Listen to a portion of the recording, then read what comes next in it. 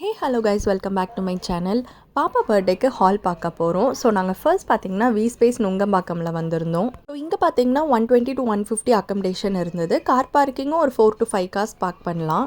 ஒரு meeting, birthday events R வேறு ஏதாச்சும் ஃபேமிலி ஃபங்க்ஷன்னா இங்கே பண்ணலாம். இந்த ஹால் ப்ரைஸ் பார்த்தீங்கன்னா 55,000 அரௌண்ட் சொல்லியிருந்தாங்க.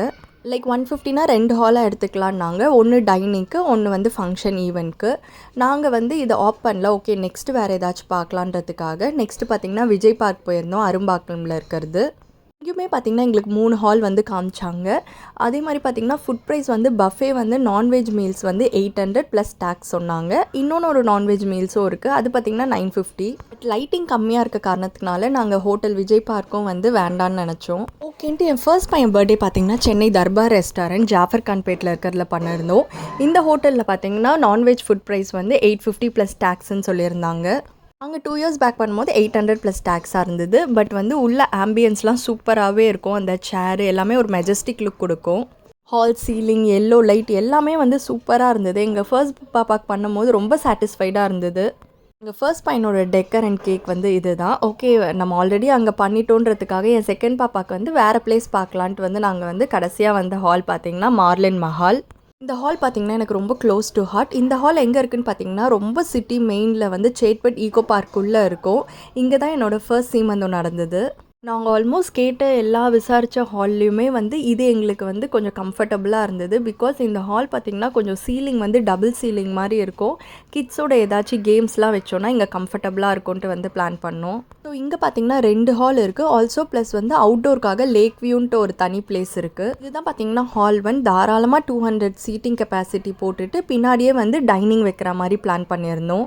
ஹாலோட ரெண்ட் பார்த்திங்கன்னா 65,000. கிட்டே பார்த்திங்கன்னா பர்த்டே பேக்கேஜ் இருக்குது. சிக்கன் பிரியாணி காம்போ பேக்கேஜ் அது எவ்வளோன்னு பார்த்திங்கன்னா 1.65. ஸோ அதுலேயே பார்த்திங்கன்னா ஹாலோட ரெண்ட், டெக்கர், என்ட்ரி, தென் ஃபோட்டோகிராஃபி, கேக், கேம்ஸ் எல்லாமே கவர் ஆகிடும். ரிட்டன் கிஃப்ட்டுமே ஒரு ஃபோட்டோ பூத் மாதிரி இருக்குது. எல்லாமே டாப் டு டோக் கவர் ஆகிடுது.